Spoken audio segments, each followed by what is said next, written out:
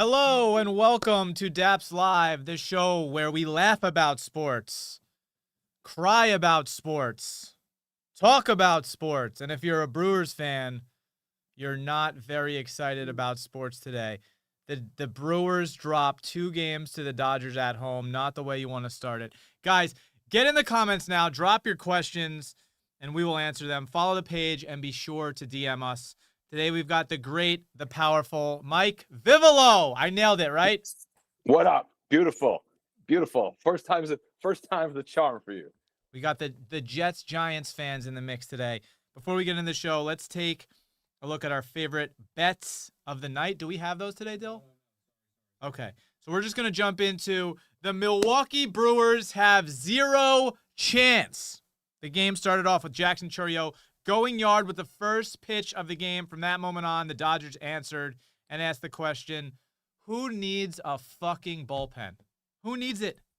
The one weakness of this Dodger team, no one has came close to exposing. I would say they've came close to exposing it. Just their starting pitchers have just been so elite. I mean, their 2 pitchers go 8+ innings. Snell followed by Yamamoto. Snell in game 1, 8 innings, 10 strikeouts, 1 hit. First pitcher since Don Larson, the Yankee, Vivolo's Yankees in 58 to get 8 innings with 103 pitches, and he pitched a perfect game nonetheless. Last night, Yamamoto pitches a complete game, 3 hits, 1 earned run. First time in Dodgers postseason in over 20 years. Jose Lima, 2004, was the last to do it. Mike, can anybody beat this team? Listen, the Dodgers are a different beast in the playoffs. Rolling into late September, everyone thought, "Oh, the Dodgers, they weren't even in the mix as like the top 2 or 3 teams in baseball." Now you see a different animal. Same way the Yankees were the opposite, where the Yankees are floundering every postseason now, and we were victims of the Dodgers last year. They're just they're a train in the playoffs, man. You see it. They're an absolute train. And also, you know, I've said this on the show over the last week. The New York Mets, who lost to the Dodgers in the National League Championship Series last year, all the moves they were supposed to make, the Dodgers made. Right? Signing Snell, right? This sneaky, really sneaky. They get Sasaki, who ends up not being great in the regular season, but guess what? Now he's their closer. Looks lights out. He can go 1 inning. The stadium was silent when you're getting shit on by a tiny Asian man for 3 straight hours. I mean, what do you cheer for? It's not just the pinning pitchers. 10 batters on base last night, 7 hits. And Max Muncy, Sal tried, Sal climbed, and Sal failed to catch Muncy's 14th home run of the postseason career, a new Dodgers record. This is the problem with the Dodgers, especially when you get into the postseason. Mike, you have to face 3 MVPs to start the lineup: Ohtani, Betts, Freeman. But guess what? In the postseason, it seems like Hernandez, right? Edmund, and all of these and the guy I'm forgetting about is the other Hernandez, Kiki. Is it Kiki? Kike? The guy whose name is Pages, but they pronounce it Paez or whatever. Every one of their names I mispronounce, and the Dodgers fans are like, get it right. I don't care. I genuinely don't care how to say their names. They made up 70% of their hits last night, Mike. Not Ohtani, Betts, and Freeman, those guys. So how are you going to beat this Dodgers team when that's happening? I was at Game 5 of the World Series last year, and I saw the Dodgers celebrate on Yankee Stadium field. And, of course, that we remember that 5th inning. They get you from all angles, man. They get you from all angles. And if you're not on your game, if you're not like the Yankees, you know, that you have to hit home runs. And Milwaukee, you have to draw walks and hit home runs. Milwaukee was great this year, and they just are not doing it in the playoffs, dude. The Dodgers are built for October. And Terang has got to be kicking himself for not taking that pitch, right, in the 9th inning. In the knee? Yeah, in the knee. Yeah. I mean, if he had leaned into it, I think it might have hit him in some meat, some quad or some hammy. But, I mean, listen, the back of the lineup is getting on base for the Dodgers. Like we said, Shohei, Betts, Freeman, they really haven't had to do much. I know Ohtani finally got an RBI for the first time in 5-6 games in the playoffs. He's really not been playing well. The Dodgers are headed home to L.A., and is this a sweep, Mike? Is this a sweep potentially situation? I mean, I think potentially. Yeah, why not? You know, I don't know what's look on our live live lines. I wonder what a sweep is right now. It's got to be. It's not nearly what it was yesterday or the day before. And this What do you think this sweep really is, like, pains plus me. 400? Yeah, and this really pains me as a Mets fan because we took the Dodgers last year to 6 games. Then, and by the way, this is not even me talking shit to Yankees fans. I was rooting for the Yankees last year because between LA, I got to root for New York. Fuck LA. You know what I mean? Like, but we took them 1 game longer than you guys, and our pitching was an absolute nightmare last year. And what do? We signed Sean Manaea and Frankie Montas. Like, that's who we thought was gonna take us over to the next level. So go down. Let's not go down this road. Yeah, and what is the line? I just can't see it. Plus 800 on the sweep. That sounds like the greatest plus 800 line I've ever seen. Pray for any team that has to play the Dodgers in a 7-game series right now. I mean, maybe the big dumper can do it. I don't know. F1 cat fight. Mike, it's a slower week than usual in the world of sports. Last week we had coaches punching their players. We had Jerry Jones flipping off his own fans. It's a little tamer this week, so we're going to F1. The fancy boys of F1 are fighting. A lot of Fs. Mike, are you an F1 guy? I am an F1 guy as far as going to the parties that are around all the F1 in the F1. That's cities. all you really need to be, because is this even a real sport? Do we actually care? I don't know. Oh wow, Cars and Coffee says, why are we talking about Mets or Yankees? They are trash. Wow, thanks Cars and Coffee. Thanks for that that note there.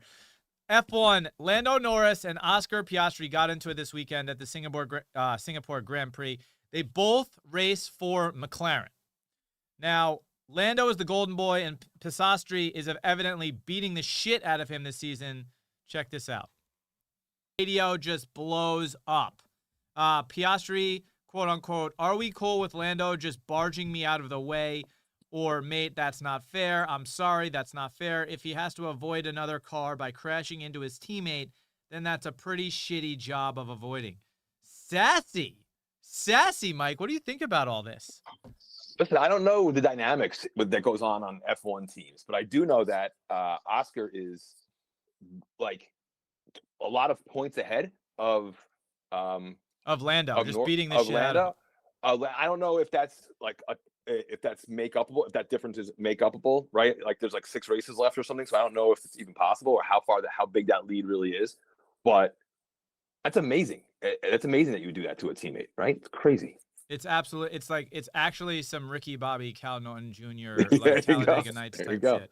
I mean, listen. It seems like this is kind of just like rich kids fighting with other rich kids in expensive cars. That's the sport, right? Lando's dad, pension investor, multimillionaire, 100 times over.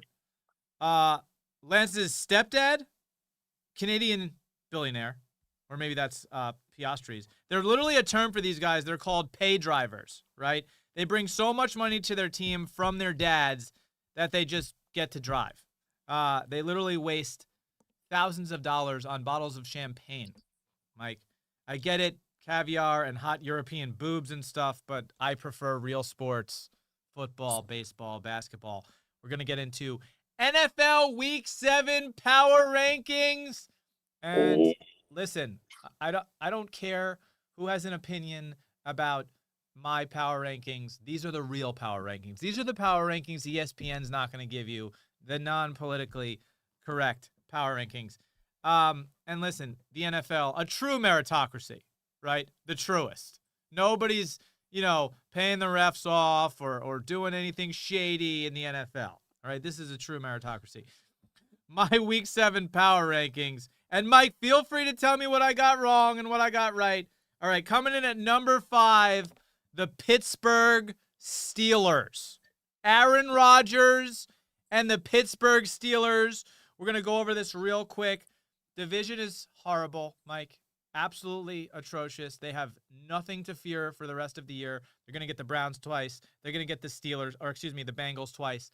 And the Ravens, without Lamar Jackson, I think you see how valuable of an MVP Lamar Jackson is to this team, because they are literally pathetic without him. A pathetic team. At the moment, the Steelers stand with a 4-1 record, okay? Their one loss, listen, they beat the Jets. Who cares, right? They did Right. beat the Patriots, who everybody won't shut the fuck up about right now. All right? So Okay, they beat fair. the Patriots. They beat the Vikings. Pretty solid defense, right? They beat the Browns, nobody cares about. They lost to the Seahawks, but remember, the way they lost was that weird fumble into the back of the end zone touchback situation, which took the ball away from the Steelers, gave the Seahawks a touchdown. They end up losing by 14. So I have Aaron Rodgers in my 5 spot. The look on your face is not happy with my decision. Go ahead. I don't have them that high. You said it with Lamar. Like they're a one Aaron Rodgers. You know this. They're one Aaron Rodgers injury away from being just like the Browns. And if they have that weak schedule, they're not going to face good teams. And they have. I think the Patriots' victory is a good victory. That's their only W. The other teams they're facing are garbage. I agree with that, and I think they've got the Bengals this week. So it's funny. There's a graphic of Aaron Rodgers and Joe Flacco, and it's like this looks like a ad for Cialis or Viagra. I don't know what the icy hot bowl. Yeah, the icy hot bowl, exactly. But after the Bengals, which I think is an easy dub for the Steelers, they got the Packers, Colts, and Chargers. So if the Steelers win 2 of those 3, they're a for real team, right? Because everyone won't shut up about the Colts. Herbert and the Chargers are reeling. And the Packers, a.k.a. Super Bowl contenders, which, I obviously do not agree with at all, but that's my number 5 ranked NFL team. We're going to move into number 4. I couldn't punt them out of the top 5. Another Pennsylvania team, the Philadelphia Eagles.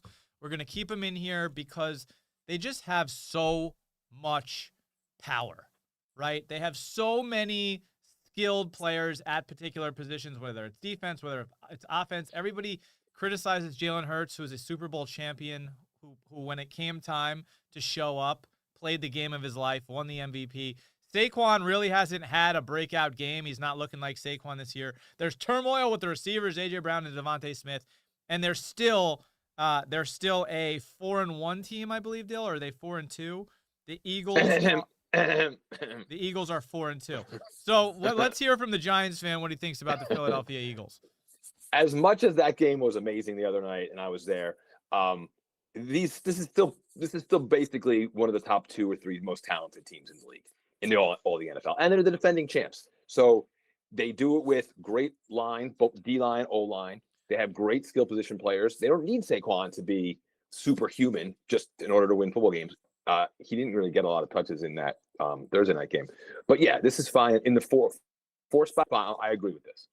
Yeah, so again, by the way, what a game to go to. I think that Jackson Dart and Scatterbo are going to perplex some teams because there's not enough tape on them. And I think they showed that against both the Eagles and the Chargers. And then it's just unfortunate because you guys would be real enough if you had just, shut down the Saints, which is like, that's such a Giants thing to do, is to beat the Chargers and the Eagles and lose to the Saints, right? And then losing a shootout forget the Dallas game. We were in a shootout to that. We were winning that game with they had 30 seconds left. You easily could have won that game. In regular. So could have easily won that game. The Giants. And by the way, Jalen Carter was out. Which is a big missing piece night, for sure. Big missing piece. A fully healthy O-line and D-line from Philadelphia. They're tough to handle. You saw them in the NFC Championship game handle the Commanders last year and handle the Chiefs. So don't count out Philly.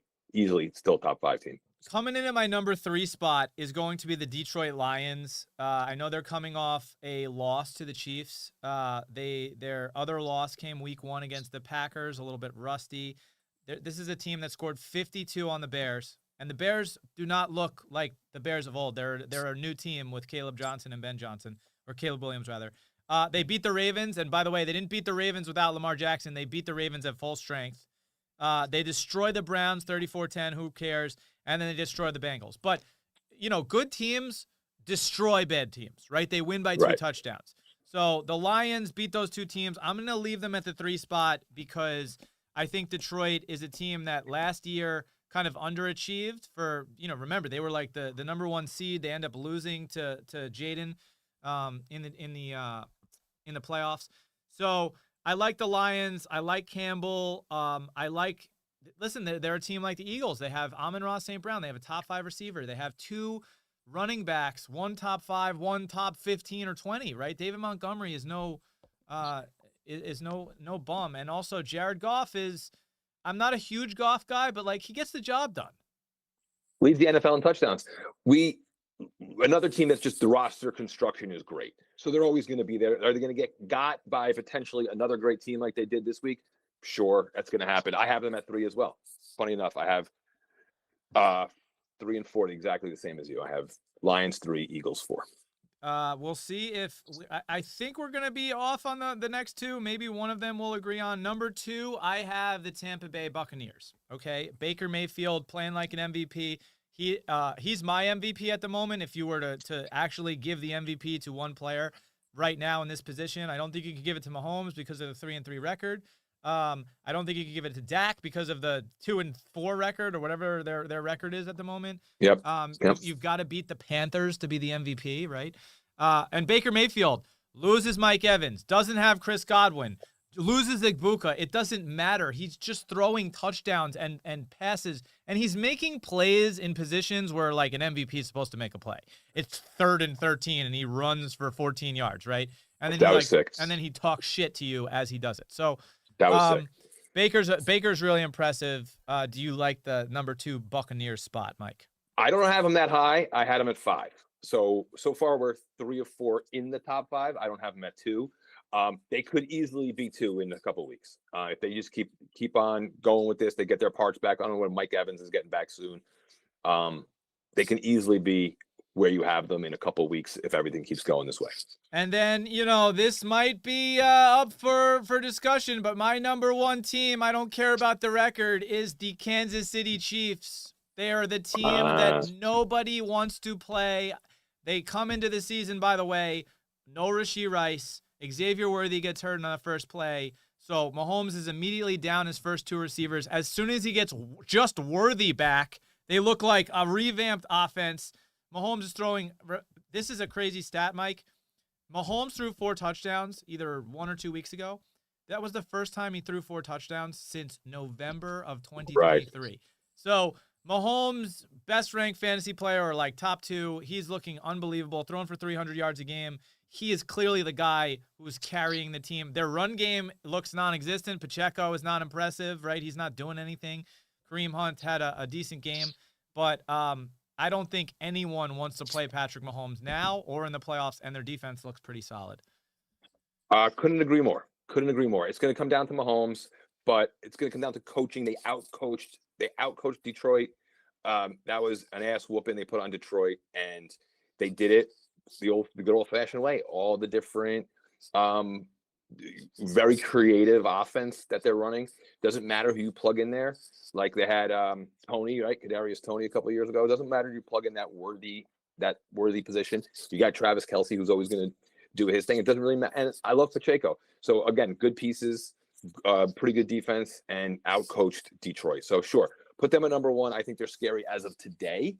Let's just see how they play out, because they do have 3 losses. They did get worked on opening day. I forget who they played on week 1, but that was interesting. So who was your 5, 4, 3, 2, 1, Mike? Just read them off real quick. Rattle them off. I had Chiefs, Bills, because I still believe in the Bills. Lions, Bucks, Eagles. So we're pretty close on that.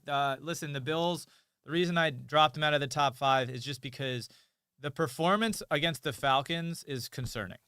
The Bills' performance, I didn't care about the Patriots' loss. It's a division rival. They always play you, extra hard, right? Like they're going to just try a little harder to beat you. You can lose a game, right, against a division rival.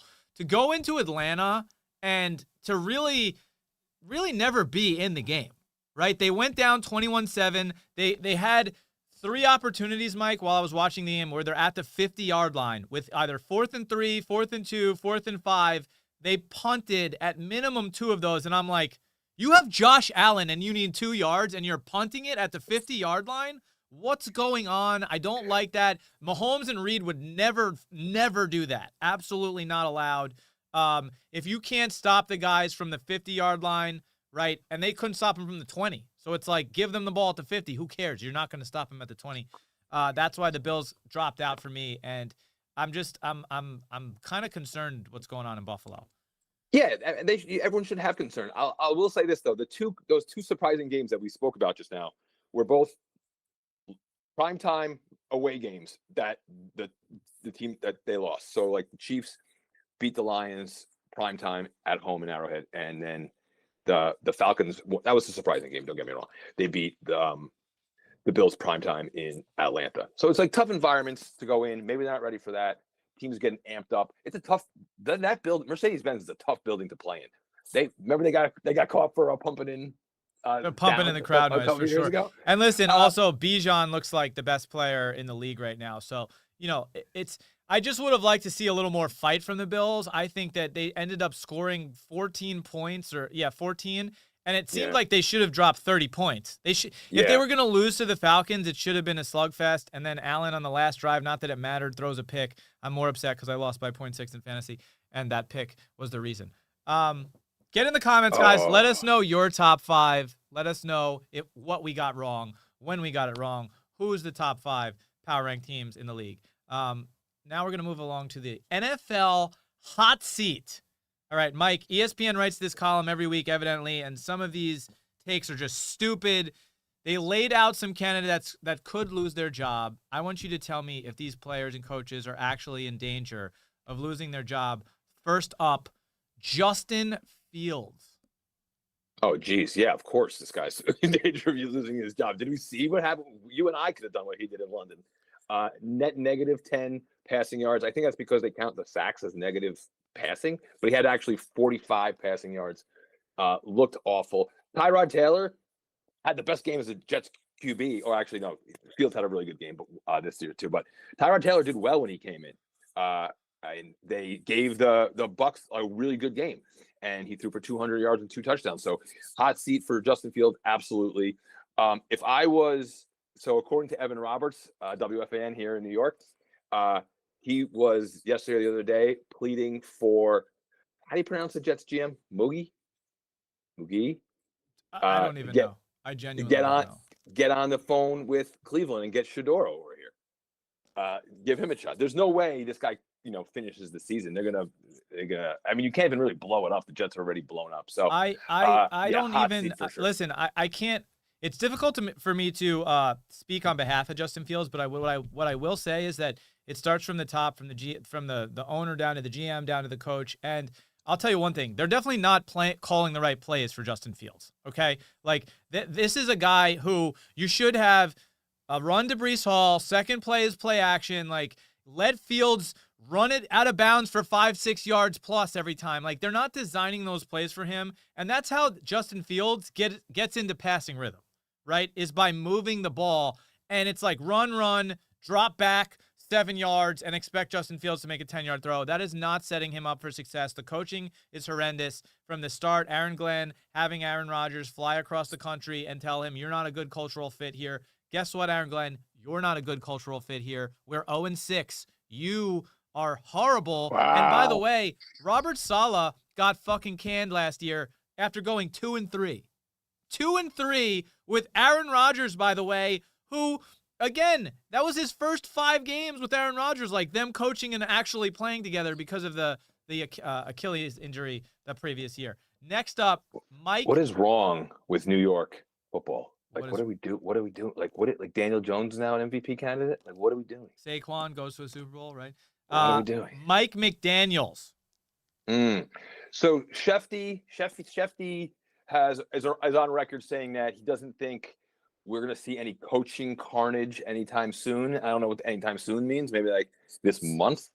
He just does think there will be teams that fire their coach. There will be blood eventually. There always is. But did you hear Tua's comments this week? That's really – imagine if you were a Dolphins fan and you heard that players were showing up late to meetings, were skipping meetings, were sleeping in meetings, were doing all that bullshit that Tua said that the players are doing. Where does that come from? Talk about where that comes from. I don't know who I think. I don't know who I think has more CTE after watching their press conferences, Mike McDaniels or Tua. It's like they're almost like sipping the same drink that's making them. It's like they're on acid during their press conferences and they're sharing it together before they go on.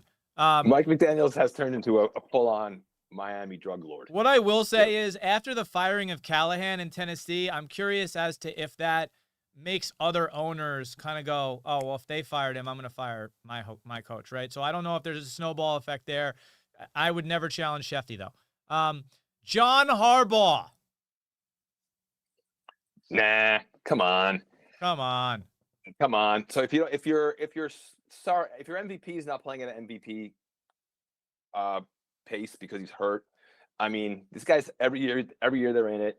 He's got the pedigree. I'm sure he has a great relationship with ownership.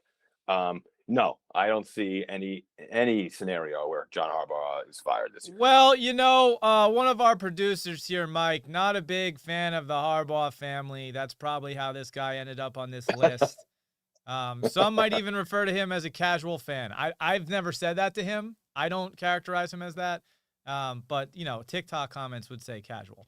Can everyone calm the fuck down? John Harbaugh is not losing his job. All right. A guy skied down Mount Everest. This happened a few weeks ago. We didn't cover it, but we have to show this to everybody. This is an incredible story. Andre Bargiel, first person to complete a full ski descent from the summit of Mount Everest to base camp without supplemental oxygen. Imagine needing to have a conversation about bringing oxygen to the top of a mountain so you could breathe. And without removing his skis for any sections, he climbed to the summit without bottled oxygen, which is an extreme challenge in itself, requiring him to spend a harrowing 16 hours in the death zone. The death zone, Mike. It is called the death zone. What is the death zone? It's over 26,000 feet, where the oxygen is too low to sustain human life. Experts say to not spend more than 16 hours in the zone with supplemental oxygen. This motherfucker spent 16 hours up there without it. Without it. He gets to the summit with skis on his back. I'm sorry. I thought climbing Mount Everest was supposed to be impossible. This guy's doing it with skis on his back. Now we've got Disneyland lines of people doing it. Anyways, he summits, then skis down the fucking mountain. Mike, how much would you have to be paid to do this? Oh, Jesus. We gotta see what is the death rate of people who do something like this. But all those people climbing Mount Everest, this reminds me of when people ask Mickey Mantle about when Jose Canseco. I'm gonna get this together. When Jose Canseco was the first 40-40 club member, Mickey Mantle was like, wait, if I knew 40-40 was such a big thing, I would have done it every year. If I knew people cared about 40-40 club, I would have done it every year. So there's probably 100 of these hikers that were in this picture that'll be like, wait a second, skiing back down is a big deal. I'm going to do it now. I'm going to do it now too. Right. I knew it was such a big deal. And by the way, it took 2 days to get down. So I don't know, 16 hours you climb up, but he took 2 days because it was dark or whatever. So he had to stop and sleep and then go down the next day. So I bet you, I will say, we're going to see people start to do this. But right. Yeah, man, that picture like that, I'm going to need a couple mil. Some asshole's going to be like, I'm going to snowboard down next. Right? Like you just have to top the other guy. Listen, I'm happy for the people that want to do this. I am not one of them. I don't need to walk 16 hours up to sleep on a mountain where there's no oxygen to breathe. NFL injuries could not be worse. The NFL is claiming the legs, ankles, and soles of 50 players a week, it seems like. Mike, I'm going to list some players who are ruled out for this week. You tell me how bad their team needs them back week 7. George Kittle. George Kittle. On a scale of 1 to 10, 10 being they need him back the most, I would say this is probably like a 3. And that's only because Tungus is stepping in as a legitimate, and I look at it from fantasy perspective, a legitimate top, starting fantasy tight end when he's been in there. So, on the lower end. But yeah, so 3 here with Kittle, solely because Tungus has stepped in so admirably. Yeah, and the Niners, what they've been able to do, Shanahan, you got to, tip your hat to this guy. It's like, sure. And the loss of his soul, you can see it on the sideline when any player gets injured, because it's just again? Imagine being in the NFC Championship and your quarterback, your backup quarterback, the backup, they're all getting injured, and then you have to start Christian McCaffrey at quarterback. Yeah. Right? Yeah, exactly. Dealing with that, and then you finally get your guy Brock Purdy back. He gets paid. He's been Mr. Irrelevant. He's been making $500,000 a year. like a salaried guy, he's out. Mac Jones comes in. Mac Jones plays phenomenal for 2 weeks. Mac Jones gets smashed. Now he's on the ground, and you're like, is this for real? Is this like I've been through 6 quarterbacks? I'm still 4-2. Absolutely ridiculous. Marvin Harrison Jr. Marvin Harrison Jr. I knew this one was coming, so I wore my Muffin Harrison Jr. Sweatshirt. He's Muffin Harrison Jr. So the Cardinals need this is a 2-part answer. How badly do they need Marvin Harrison? 9 if it's the good Marv, and like 5 if it's the Marv that we've seen in half the games this year. Because sometimes he's disappearing and sometimes he's making phenomenal plays. So the good Marv, they need him as a 9 because they need their playmakers. Well, not only is he disappearing, but he's dropping the easiest. Exactly. Yeah. Right. Yes. So next up, Anthony Richardson snapped in the face with an exercise band. This is actually fucked up. Evidently, something snapped off the wall and slammed him in the eye. Almost lost his eye. There was blood everywhere, but the Colts don't need Anthony Richardson. Yeah, thanks for that reminder. No, they have the guy we paid $110 million guaranteed for the last 3 years. No, Anthony Richardson. What do you play? Like 7 games in college. He's a freak athlete, and they thought they can solve him, or thought they can use his skills. But no, Daniel Jones playing like an MVP. So freak injury, but not really that important as long as Jones is healthy. Breaking news on the show right now. Back to Muffin. Kyler Murray is getting traded to the Raiders. What? Kyler Murray is getting traded to the Raiders. Holy moly, guys. We are breaking this live on air. I kind of like that, Mike. I kind of like that a lot. Holy shit. Yeah, I mean, I don't know what to say about that. I have to look at what's it for. We're just getting the updates now, guys. We'll hit Twitter real quick. Cardinals quarterback Murray. And why? Well, listen, I think Jacoby Brissett outperformed Kyler in his one game this year. So I'm sure that has something to do with it. But in addition to that, I mean, Kyler has been pretty bad. Geno Smith's been absolutely atrocious, by the way. So bad. Yeah. Interesting. What a crazy situation going on right now, guys. Who broke that? Let me see. And I also believe this is the first time we've had breaking on the show, in the middle of the show with news this big. Kyler Murray, now he's going to have Jacoby Myers. He's going to have Brock Bowers. This is interesting. This is very, very interesting. Geno Smith has been just horrible this year, and I think Pete Carroll probably has just had enough, dude. You know what I mean? He's just had enough of this BS. Let's see. Wow, this is wild. This is pretty freaking wild. Good graphic.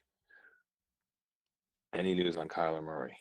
So I actually kind of love this. The Raiders receiving core now, they've got Trey Tucker, they've got Jacoby Myers, Brock Bowers, like we talked about. Kyler slots in right there. Vegas is a town where you need some action, and Geno Smith is the opposite of action. He's boring as hell. He stinks. So good for the Raiders. They obviously have Genty. Great run game. I don't know how quick Kyler can pick up the playbook, but this is we could say that Kyler has Vegas has a new residency. Kyler doing his residency is with the Raiders. He's a new act coming to town. He's doing his residency. Sorry to get cut off, guys. We're gonna go back to the original injury problems. How big of a problem is DJ Moore being injured, Mike? It's day to day right now. I don't know if it's like that big of an injury. It was a little like groin pull or something, but yeah, pretty big. I love the way Caleb Williams is coming around to being like a very effective NFL quarterback. Great game the other day that they won that he led him to. DJ Moore is going to be the centerpiece of that passing attack. So big problem if he can't go, but I do think it's maybe just day to day, maybe just miss 1 week. Well, surprising enough though, Mike, DJ Moore has been pretty much non-existent since Rome Odunze has been in Rome Odunze has been absolutely nuts. And Luther Burden, They've got Loveland and Kmet. Williams is really just kind of spreading the field, and I don't think DJ Moore scored a touchdown this year. So that could be a potential trade out of that could be a potential trade out of town too. So next up, Brock Purdy, turf toe, is out for another week. Damn. Well, listen, Shanahan is going to coach his ass off, figure it out. They make adjustments. Who the Niners got? The Niners, listen, they have so many players out, but guess what? They have these guys slotting in. Mac Jones slots in, plays great. Kendrick Bourne, they have a connection back from New England, so he looked awesome. Jawan Jennings has 5 broken ribs. Somehow he's still playing. Like you said, Tongas. So they're playing the Falcons this week, Mike. So okay. Falcons look good. Falcons look good, but they also lost 30-0 to the Panthers. This is such a weird league, Mike, where the NFL, so weird. The Falcons can lose 30-0 to the Panthers. The Panthers can beat the Cowboys. The Giants can beat the freaking Eagles, but they can't beat the Saints. This is just football. It's parity, and then go back to our top 5 or the power rankings. I mean, next week we could have. I'm not saying we could have a whole different top 5, but next week we could have 2 or 3 completely different teams that are in there and taking some of them out just based on all the things you're saying. I mean, I don't see why New England. By the way, right outside the top 5, I had the Steelers, I had the Colts, and I had the Pats right outside my. So anything can happen. I like Atlanta now based on what I saw this week, and with this Brock Purdy news in this game. Next up, Brock Bowers. Brock Bowers, another guy. I mean, he's an awesome tight end. He's probably the best tight end in football. So their tight end, that goes down a notch. But Mayer has been filling in quite nicely. We'll see what happens with Kyler if he steps in and starts this week for the Raiders. I guess that's what's going to happen. But yeah, pretty big loss here. Who do the Raiders got? Let's see. Raiders have the Chiefs, so that's going to be a tough one. He'd probably get a bunch of targets in that one if he was healthy. So it's going to be a tough one regardless. So I don't think it's going to affect much of the outcome of this game. They probably lose with or without Bowers, but it's always better to have him. Always better to have him. But you're right. Mayer kind of slotted in and played pretty well. So the entire fucking offense of the Buccaneers wide receiving core, again, Mike Evans out, Godwin out, Egbuka gets hurt, and now Bucky Irving as well is out. So some guys stepped up last week. I think they're both named Johnson, Tez Johnson, and I believe Caleb Johnson. Johnson and Johnson. So it seems like Baker doesn't give a shit. He's just going to sling the rock and do what he does. I think we got to maybe start putting some respect on either the offensive coordinator, the play caller, and the offensive line, because you're right. You're slotting in the 2 Johnsons, and they're making plays, and they're running what it seems to be the same routes that these guys were running, the starters. Tez Johnson is 140. Does he say 145 pounds? 100 lightest player. I think that's what Baker said as a joke. I think he actually is the lightest player in the league. So it's amazing. So listen, football is a big. It's a 53 man roster. A lot of positions, a lot of moving parts that make those guys successful. So Baker's obviously the captain of this team, but there's other things happening. They must have good blocking. They must have good scheme. Must have good route tree. The Bucs are 5-1 with Sterling Shepard and Tez Johnson. Yeah. Guys, that's our show for the day. Dappz Live every day, 12 p.m. Pacific time. Be sure to check out our gambling and fantasy content at Dappz Sports on YouTube, up or down Thursdays at noon. That's Mike. I'm Dappz. We will see you tomorrow.